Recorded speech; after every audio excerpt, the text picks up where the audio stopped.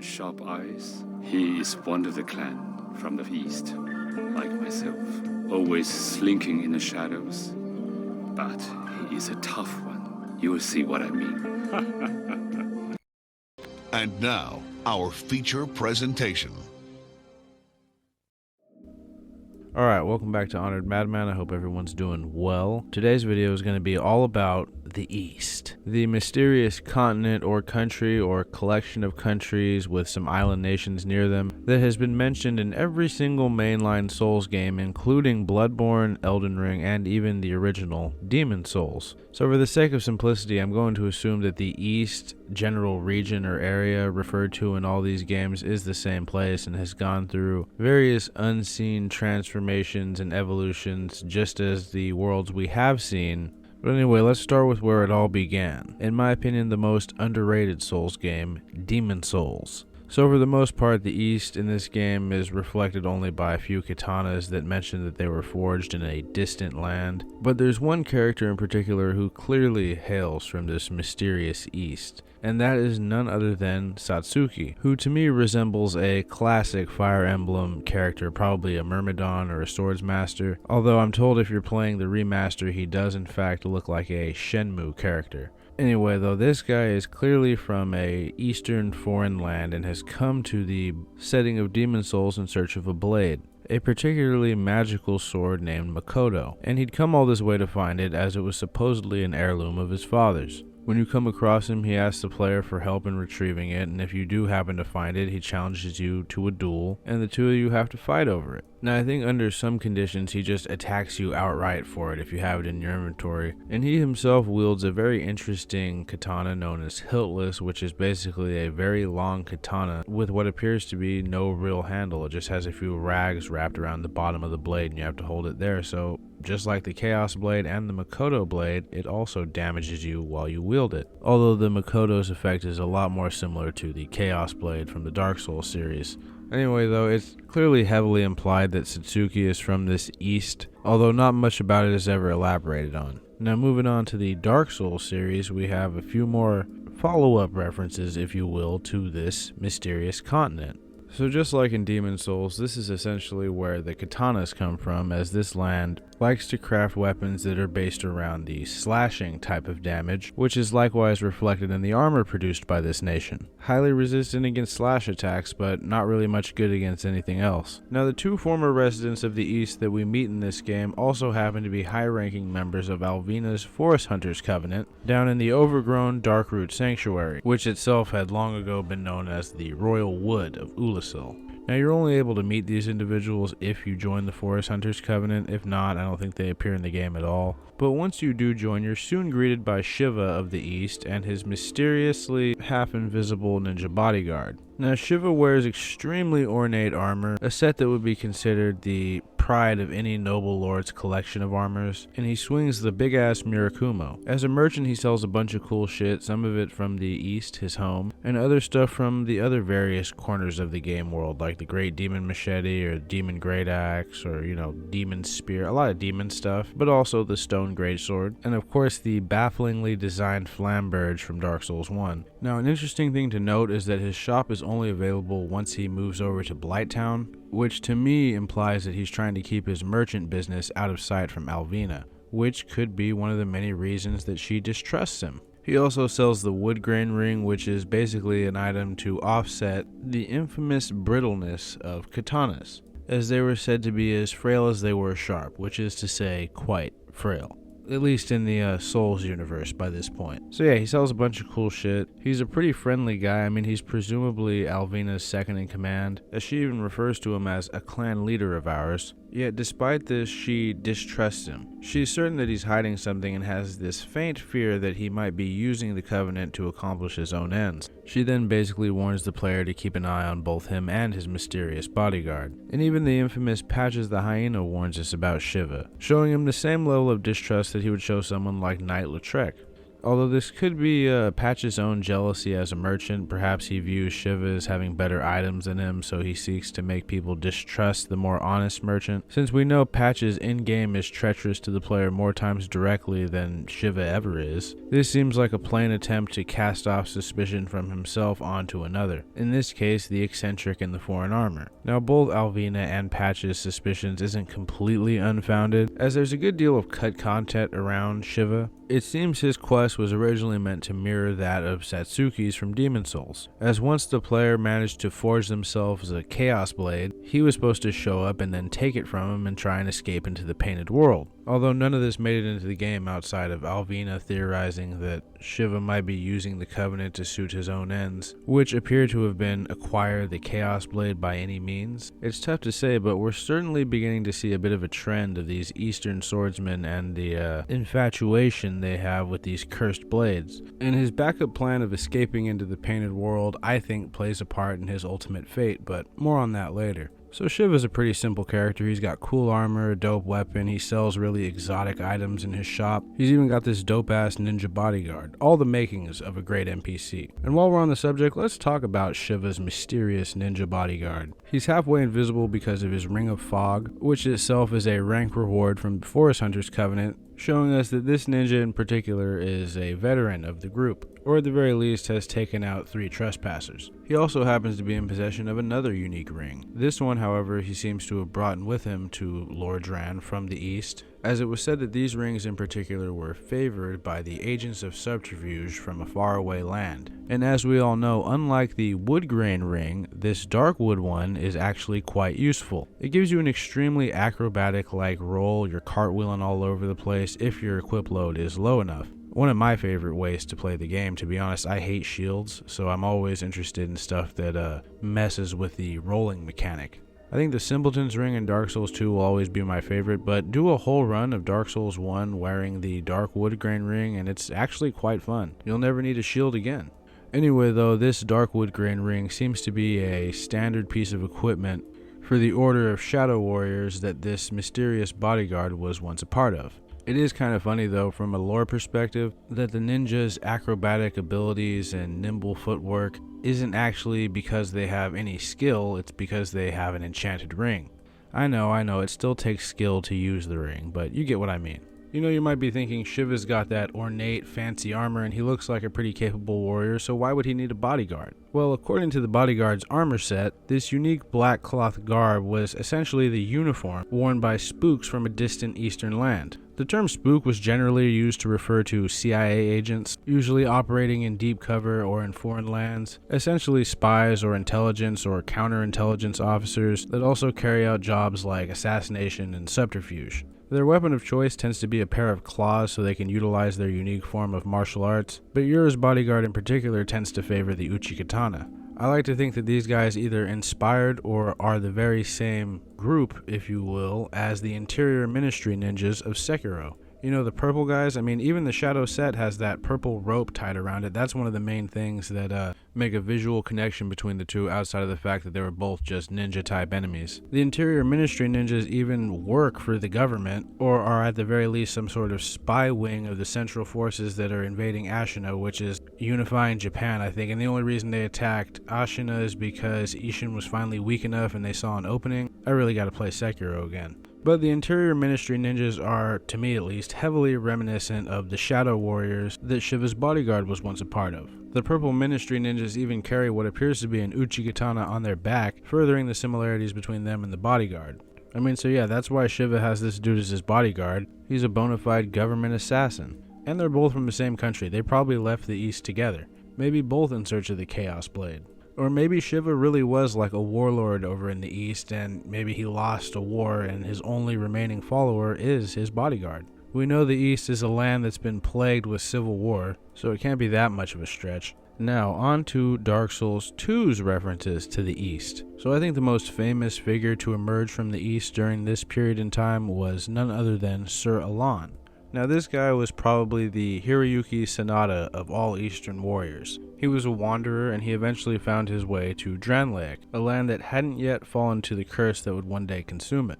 Now once here, Sir Elan eventually found a little-known lord and chose to serve under him, presumably acting as a mentor figure of sorts to the young lord as well.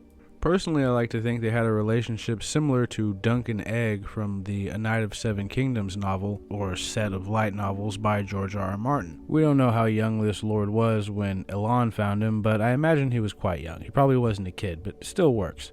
With Elan's guidance and assistance, this little-known lord would eventually become known as the Old Iron King, one of the very famous 4 kings of the land of Dranlaek, the others being the Ivory King, the Sunken King, and King Vendrick, respectively.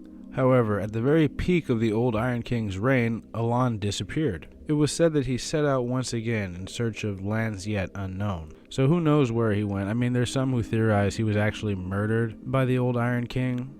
That's why the boss fight takes place in memory of the Old Iron King. I guess in this situation, I'm an optimist. I like to believe Elan just departed and kept on wandering. I know his armor being left behind doesn't necessarily bode well for his survival, but I like to think that he left it behind because he didn't need it. I mean, he would find other armor in his travels, and that sort of represented a part of him that he no longer was. And maybe he just left that to the Old Iron King to remember him by, and that's why that, there's a memory of the Old Iron King and we can fight him there. That doesn't necessarily mean that the Old Iron King fought him. That's just my take on it. Now, as to why Elan left in the first place, if he did in fact successfully leave, well, it could be that he, to put it simply, felt his work was done and thought that there was others out there that could use his assistance and, became Kane from Kung Fu. Like Jules in Pulp Fiction said, maybe he just felt he needed to walk the earth. Whether or not it had anything to do with the Old Iron King slowly being corrupted, in a manner of speaking, by the Magus Egil, or maybe the Old Iron King was being corrupted by his own ambitions. I mean, that's another reason that he could have wound up the way he was, all demon balrogged out and whatnot. Perhaps Elan saw the path that the Old Iron King was heading down and was like, that's a road I can't follow you down, dude, and just dipped out. I think that's also a big possibility. But anyway.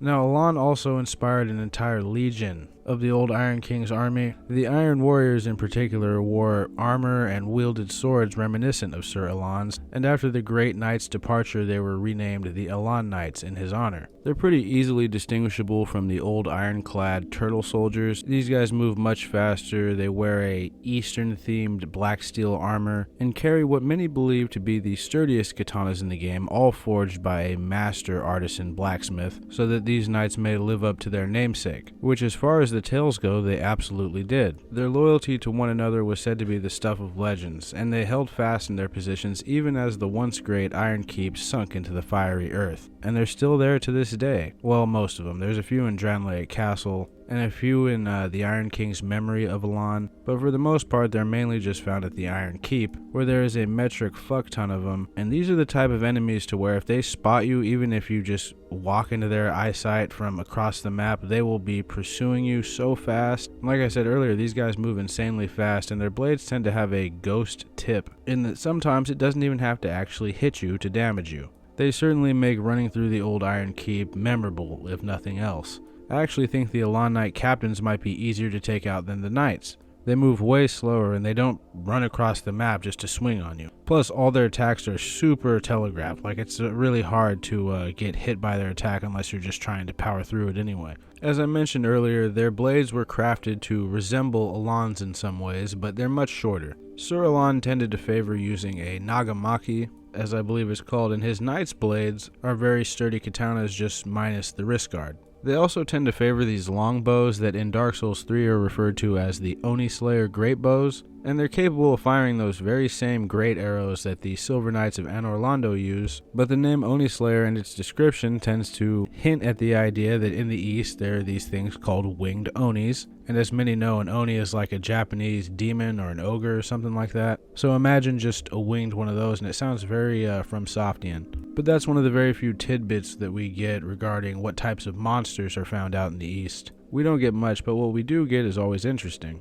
And yeah, the armor of the Elan Knights and their captains doesn't quite resemble Sir Elan's all that much, but I think it's meant to evoke the same Eastern aesthetic. Shit, Elan's armor is very similar to Shiva of the East from Dark Souls 1, except the helmet is completely different. Shiva had that cage-like helmet, and while Elan's is closed and has that cool long plume. Also, where Shiva had a Fu Lion pauldron, Elan appears to have in its place a viper one. Or maybe it's an eagle. It looks more like a snake to me. At least that's the vibe I got from the fangs it has. Now, aside from his helmet also not being a cage like Shiva's, it's got what appears to be like 3 false sets of eyes on it, and of course that bitchin' plume. Overall, just a really dope helmet design, in my opinion far superior to Shiva's, and probably up there as one of the best in Dark Souls 2. But other than that, there's minor differences in the two's armor, but they're more or less very, very similar. And since his armor is extremely ornate, it wouldn't really make sense to have an army of iron warriors wearing super ornate armor. The Elan Knights was meant to be more practical while still honoring the aesthetic of their namesake. At least that's what it seems like. And these knights remained loyal to the old Iron King even after Sir Elan departed for lands unknown. As it says in their descriptions, they were nothing if not loyal. And after the fall of the Iron Keep and Broom Tower and all of the lands of the Iron King, some of these Elan Knights, namely the captains, were recruited into Vendrick's army to fight against the giants that were now raiding the lands. That's why I think that you can see what appears to be Vendrick's coat of arms on the pauldrons of some of the Elan Knight captains. Now, aside from all of those guys, there's also the Berserker or the Mad Warrior of Belfry Soul. This dude was presumably one of the exotic and eccentric guests invited to Drangleic by Vendrick, many of which were deemed charlatans, but not this individual, who many refer to as the Mad Warrior of Belfry Soul, is actually just a member of a unique clan of warriors from the east called the Berserkers. Not much is known about them, but they tend to dual wield these Berserker blades and also aren't half bad with a bow. They wear what is, in my opinion, the very best armor set in Dark Souls 2. The chest piece, leggings, and gauntlets all resemble a samurai-style armor set just made of steel instead of the traditional leather. But the most striking feature about these Mad Warriors is obviously the masks they wear. Clearly a not-so-subtle nod to the Predator film series, but to me he resembles the Predator mixed with Barry the Chopper from Full Metal Alchemist, another great character. One of these warriors' blades even made it into Dark Souls 3. By that point, it's referred to as a black blade katana, so I imagine the clan of Mad Warriors, or Berserkers, is all but forgotten by that point. Now, not much else is known about these guys other than that a band of 5 or 6 of them wound up as defenders of Sir Elan's armor set down in Broom Tower. Along with his legendary Nagamaki, it had been sort of enshrined, presumably by the Iron King or perhaps the Magus Egil, the king's other advisor. And I only really say that because there's a statue of him right outside the room. I like to think Egil didn't really have any bad blood with Elan and that he was either tasked by the old Iron King to enshrine the armor or maybe he did it on his own, and afterwards hired a gang of highly skilled warriors to safeguard it. Or conversely, that gang of prowlers is there to pillage Sir Elan's armor. I guess that's always a possibility too. They are called prowlers. Maybe Sir Elan's clan had beef with the Mad Warrior clan back in the east. Who knows, honestly. I could probably speculate about that connection for days. But we should probably move on to the lack of ninjas in Dark Souls 2. Now, there's no Eastern ninjas at all in this game, but there are 2 different, very ninja-like enemy types who, as far as I can tell, hold no lore connection to the East at all, but I figure they might as well be worth mentioning. There's the mannequins who were created by Queen Mytha. They're basically sentient puppets designed to carry out assassinations. And in the original trailers for Dark Souls 2, they had these really cool masks, but for some reason, when the game finally came out, they were headless. Well, for the most part. There's a few with the masks, but it's a completely different mask, and it's, in my opinion, good for different reasons. It's sort of so bad it's good. And the original that we see in the trailers was actually a really cool looking mask. It looked like Jack of Blades from Fable 1. Some say it has something to do with a lawsuit from Naruto or something, saying that they look too similar to the Anbu mask, but I've always thought that that was, just a rumor. Who knows though, but the other enemy I mentioned that was very ninja-like is the appropriately named Suspicious Shadow. Now these guys wear the classic ninja fits. In fact, they look a little bit like the Dark Brotherhood armor from Morrowind. Well, minus the beaked mask, that is. These fellas came from the land of Mira. They were once part of an order of Shadow Knights that, guess what, carried out assassinations. The suspicious shadows we see in the game, however, appear to have been exiled, at least according to their descriptions, from this order, and it was said to these exiles that no job was off limits, and they were hired by Vendrick or Aldea to cull the hollow population, but wound up hollowing out themselves. I don't want to spend too much time on both of those 2 guys because they're not from the east, but they felt worth mentioning. Anyway, though, on to Dark Souls 3, which in my opinion probably has the least amount of Eastern references. I mean, most of them are just stuff from Dark Souls 1, but let's go over them. So when it comes to living individuals from the East by the events of Dark Souls 3, there's only two. The first is someone we're all familiar with, the Swordmaster. Now, most of us meet this guy the first time we show up at the Firelink Shrine, but chronologically, that's actually not the first time he's encountered us. So at some point way in the past, back before Gundyr got corrupted, this Swordmaster, who I'm just kind of assuming is from the East, was evidently on a quest similar to Shiva of the East, or at least his cut quest. He wanted to acquire the Chaos Blade. Now somehow the master figured out that this Chaos Blade was located at the Firelink Shrine, but Champion Gundyr stood in his way, and try as he might, he couldn't beat this guy, so he put his sign down, and then one day a nameless undead showed up, and together they pummeled the shit out of Gundyr. But before the Swordmaster could go retrieve the Chaos Blade from its previous user, who was now deceased, he was beaten to the punch by the very same nameless undead that had helped him trounce Gundyr, and by the time the master made it, the sword had already been pillaged. And there he waited for what I imagine to be hundreds or thousands of years, until that same undead showed up once again, this time quite bewildered and not exactly recognizing the Swordmaster. It didn't stop him though. I mean, from his perspective, we'd taken everything from him. This seemingly unprovoked attack from the master at the beginning of the game actually does have a reason. He's not attacking you for nothing. He just doesn't realize that that whole thing is like a time paradox. But that's why I've always thought he had to be from the East, because he was seeking out the Chaos Blade, or at least that's what it looks like. Now the next NPC that comes from the East has to be Blackhand Kamui. As a member of the Black Hand along with Gothard, Kamui likely carried out various assassinations and other in-the-shadow style business for the King of Lothric. They're often referred to as hunters. In fact, the title of Black Hand is only achieved by a hunter if they've lived long enough to serve successive kings. To date, there's only been 3 of them, Kamui being one, Gothard being the other, and the third is currently unknown and will probably always be. Now, admittedly, not much is known about Blackhand Kamui, but what we do know is that when he received his title of Blackhand, he only wielded a single weapon, a katana known as Onikiri, its name literally translating to demon cutter, but the Blackhand were known for their use of paired weapons. So Kamui brought Onikiri with him to the undead settlement where he forged a wakizashi. This blade became known as Ubadachi, which translates to disconnection, which I think is even cooler than the Demon Cutter name. After that, he was finally ready to join the elite Royal Hunters, the Black Hand, and he would still remain at his post even by the events of Dark Souls 3, unlike his colleague Gothard, who attempted to flee and was killed in the process, likely executed for helping the player no less. But Kamui sits with the Lion Knight Albert and the daughter of Crystal Kremhild, I believe her name is, and they guard the path to the Twin Princes. So once again, we see just how strong the loyalty is in the Eastern warriors. These guys pick causes and stick to them, at least Kamui does. Now outside of those 2 living individuals, there's also a few dead NPCs that happen to hail from the East. Their first is none other than our dear friend Shiva of the East. What a shame, am I right? I mean, it's not like Laddersmith Gilligan where I was openly hoping for his death. This one seems like a pretty sad loss. Shiva appears to have met his end while attempting to dodge, for lack of a better word, Silver Knight arrows. Now, whether he was hit for one or he just missed a dodge or slipped and fell, it's unclear. But you know, there his remains are, just laying there. Luckily though, we can retrieve his ashes and bring them to the Shrine Maiden so we can have access to all of his cool Eastern gear. His set's there along with the Eastern round shield. Now why exactly was Shiva here? I mean, kind of a random place for his remains to be. Well, originally, I guess, in his old quest, I believe, he was supposed to steal the Chaos Blade from us and then attempt to flee into the Painted World, where we would have to use a black eye orb to invade him. It's similar to Lothric, I believe.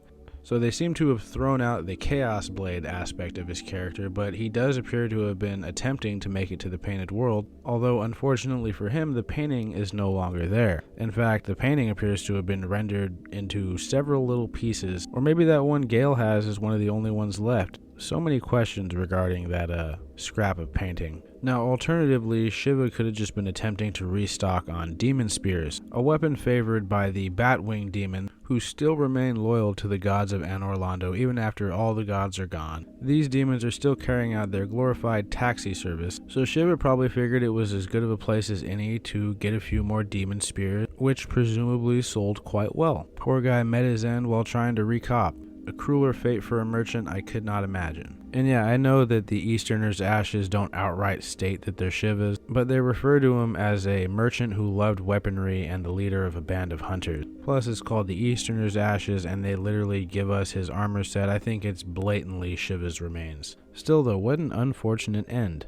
It's a shame he didn't have his bodyguard around to save him anymore. Speaking of which, that particular Shadow Warrior doesn't appear in the game, but a different one does, wearing the very same set. And yeah, spoiler alert, it's not like he's still alive or anything. He's just a corpse being fed on by those poisonous slugs in the consumed king's garden. Now, this particular member of the Foot Clan was sent to eliminate King Osiris due to his obsession with dragonkind that had resulted in many, for lack of a better word, horrors. Now, whether this assassin was sent by his own government or some other one is unclear, but it was said that countless different kinds of assassins were sent over the years to end Osiris's reign, and none were successful. This guy was probably one of the many different types of assassins that were sent after the king that wound up as feed for the rotten slugs in his garden. Anyway, though, I think that's all the Dark Souls 3 references. Yeah, there's a few katanas, but I've already gone over most of those in the other entries. They're just carryovers from Dark Souls 1 and 2. I guess Bloodlust is worth mentioning. It's a katana you get from the Moundmaker's Covenant. Its weapon art allows you to do the classic seppuku move that Sir Elan does if you manage to beat him without taking a hit. Something I've actually never accomplished, but Bloodlust was essentially a sword that belonged to a very prolific mound maker. This dude piled corpse after corpse, probably enough to rival Hodrick himself, but made the final offering himself. He basically gutted himself and piled himself at the top of the pile on the altar, leaving the katana behind as a gift for his dear family. So yeah, it's really the only reason I wanted to mention it, is because of that awesome description it has. Now, moving on to what many refer to as their favorite From Software game, Bloodborne. And once again, not a whole lot of Eastern references in Bloodborne, but there is a couple key ones. There's actually probably less in Bloodborne than there was in Dark Souls 3, but anyway, let's get to it. So I think really the only reference to the East is with the character Old Hunter Yamamura. Basically everything about him, his clothing, his weapon, his name. So Yamamura came to Yharnam from a distant eastern land in search of a beast he had been hunting as an act of honorable revenge. Presumably the beast killed someone close to Yamamura, and he traveled across the 7 seas to exact vengeance. Now, after he accomplished his mission, he didn't remain a stranger in a strange land for very long. He apparently liked hunting beasts and wound up joining the League, where he was given his hat and the League staff, presumably by Valtyr, and I imagine he served as a very valuable member of that organization until he eventually went mad. That's when we find him in the Hunter's Nightmare, banging his head against the wall like he just lost to the Living Failures 5 times in a row. And yeah, like many residents of the Nightmare, he's completely nuts, but is imprisoned in a cell reciting what appears to be some type of poem or curse or mantra, and the only real interaction we can have is giving him a quick death. His weapon, though, the famous Chikage, has attributes very similar to the Chaos Blade or the Cursed Katanas from Demon Souls, in that it drains its wielder's health. It's described as a foreign-made weapon, and I imagine it came here from the East. Once again, though, we see an association with the Eastern land and blood, something that will continue in Elden Ring. The Chikage was also used by guardians of Queen Annalise, the Vilebloods, but the weapon definitely didn't originate with them, making the Vilebloods and anyone who uses the Chikage nothing but a goddamn weeb. Many people view Yamamura's character as a reference or a hint at the time upcoming game Sekiro Shadows Die Twice, in a similar way that Marvelous Chester in Dark Souls 1 was viewed as a hint at Bloodborne, back when that game was announced. And yeah, that doesn't really have anything to do with lore, so let's move on to Elden Ring, which has probably the most references to this eastern land. It even gives it a new name, the Land of Reeds. So in Elden Ring, it's revealed that this mysterious East, the Land of Reeds, has been plagued with a bloody civil war, or rather multiple civil wars, and have, quote, given themselves over to madness. Now, given the East's association with blood, I would have to assume there's some influence of the Formless Mother at work here, but with such little information, it's sort of tough to say. Now, what's cool about Elden Ring is that you can actually start off the game as a literal samurai from the East, complete with a full suit of armor, katana, and longbow. Now, I've only ever picked Prophet and Prisoner, but I'm told it's a pretty good starter class. There's also several NPCs that hail from the East in Elden Ring, but let's start with the coolest, a guy who literally wears a mask of his own face over his face, Okina. Now, long before the events of Elden Ring, Okina led a group of disciples known as the Enaba, a band of elite warriors from the east that wore unique armor resembling Okina's, were students in his fighting style, which consisted of a katana in one hand and a wakizashi in the other, and were loyal to him and him alone. Now, Okina was indeed a legendary swordsman. He presumably left the east because he ran out of challenges, and perhaps wanted to see what the lands across the sea offered. The more he honed his swordsmanship and sharpened his mind, he eventually came to realize just how ridiculous everything else in the world was, and so he renounced it all. All that mattered was himself, his katana, and its mastery. And it was said that by doing this, Okina effectively rose to a higher plane, which to me reads as him accumulating whatever Elden Ring's equivalent to insight is, which resulted in him learning the eldritch truths of the world's mysteries, stuff that he no doubt found ridiculous. So he eventually wound up in the lands between and learned of Mog, the Lord of Blood, founder of the Mogwyn dynasty. And naturally he sought him out because he likely saw him as a challenge, and we already know the land of reeds and its affinity for blood. He probably saw Mog as the perfect fit for a good challenge. And when the two of them finally clashed and Mog felt the intense madness of Okina's blade, he stopped the fight and offered Okina a job. He could offer him the life of a demon whose thirst would never go unsated if only he served Mogwyn's fledgling dynasty. And sure enough, Okina agreed and took the pledge of a demon. And this transformation, I believe, is reflected in his blade, the Rivers of Blood, which appears to have been enhanced with Mog's cursed blood, a blessing of the Formless Mother, if you will. And with his newfound powers, Okina fights much like Lady Maria from Bloodborne, using his own blood to extend the reach of his blade and strike with furious intensity. Nowadays, Okina passes the time by waiting over at the Church of Repose near the last fire giant for worthy Tarnished for him to kill, as he probably figures only the most skilled of these supposed chosen ones, the Tarnished, would be able to make it as far as the Flame Peak. And those are the ones that Okina wants to fight. He doesn't want to waste his time on any of the weaklings. The only time he takes a break from his vigil at the Church of Repose is to attend the Radon Festival, where all the most famous and strong warriors of the lands between come together to attempt to give Radon a good death. Okina's presence there just seems to be based entirely on amusement. I mean, what else is an immortal demon gonna do with his spare time, other than attempt to help a bunch of other strong warriors put down a demigod? And not just any demigod, the strongest of them all. Also, side note, Okina translates to old man, which I just found out about, and I find that hilarious. So the Okina mask is literally just an old man mask. Anyway though, what of his disciples, the white reeds, or the Enaba, which I guess is a Japanese name for the leaves of a rice plant? Fun fact if true. Well, these guys were left without a leader after their master decided that he was only out for himself and effectively abandoned them. So you know what they did? They tried to hunt him down. They tried to seek out their master, following him all the way to the lands between. Now the Enaba did have another goal. They also wanted to find a worthy death here in this foreign land, and probably just like their master Okina saw that there were no worthy challengers left in their home, the east. So they figured they'd kill two birds with one stone and head on over to the lands between to find their master or die trying.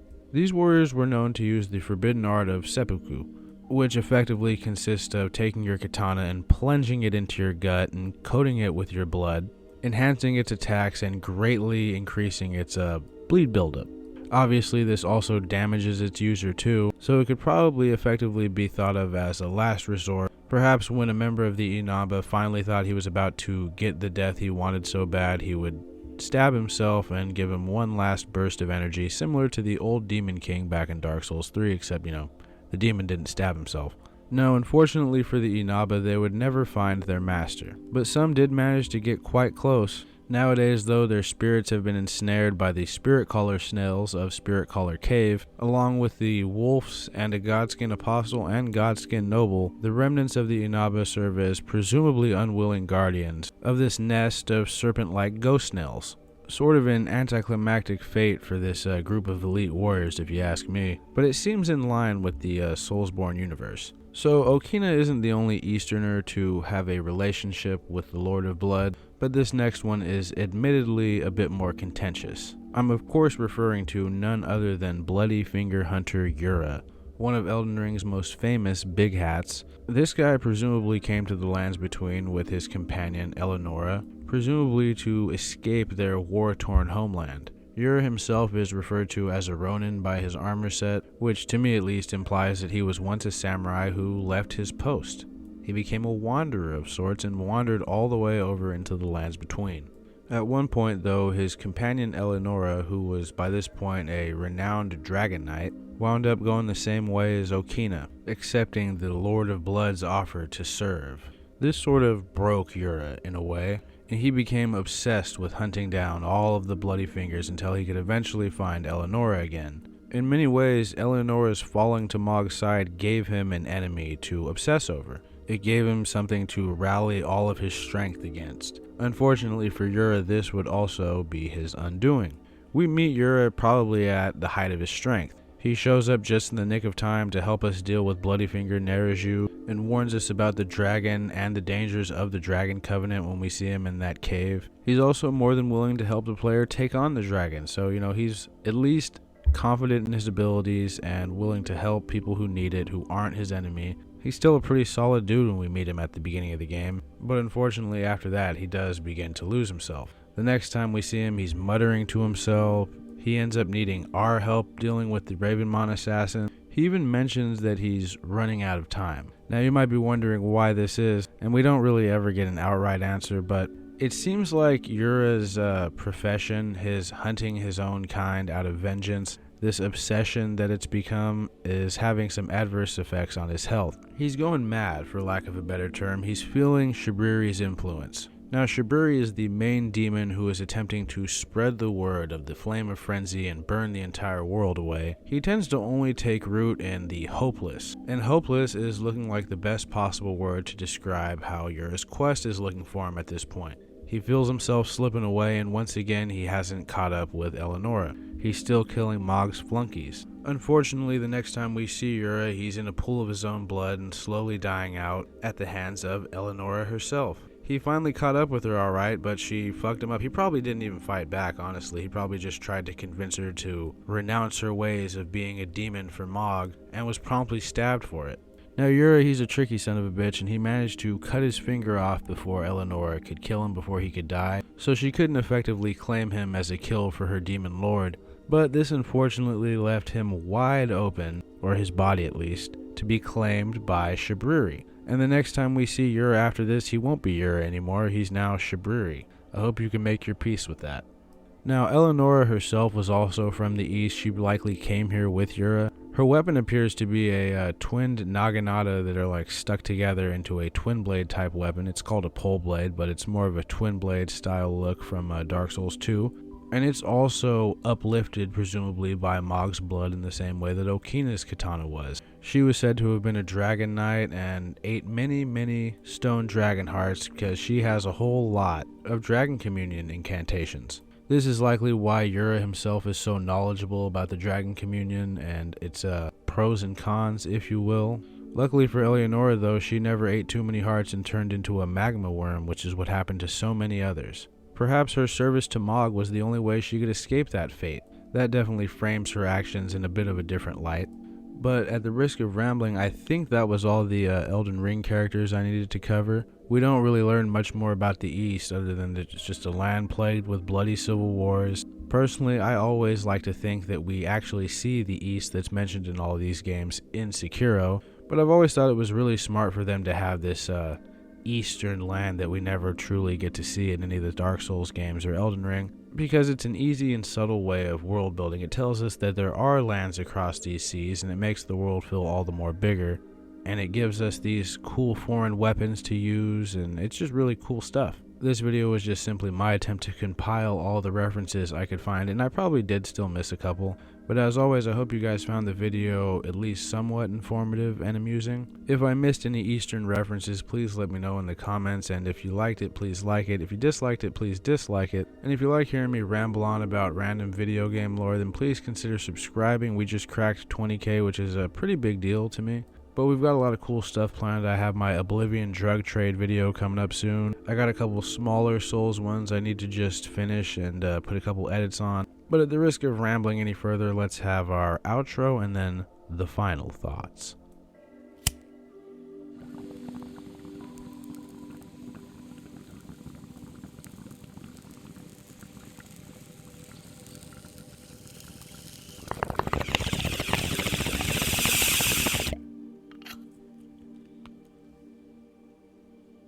So today's final thoughts will be reserved to talk about how Setsuki looks in the Demon Souls remaster. Look, I only just recently started playing the OG Demon Souls like a week ago, so I'm not like some expert on the subject or anything. But I can't seem to see the reasoning in taking a character who's clearly Japanese, at least their name, right? He wields a katana, which is a Japanese weapon. And Bluepoint, like, they know this too. They had to put the swords in the game. They had to re-put all the dialogue in. It's all still there. They had to type Setsuki as his name. And even with all this, he winds up looking like that.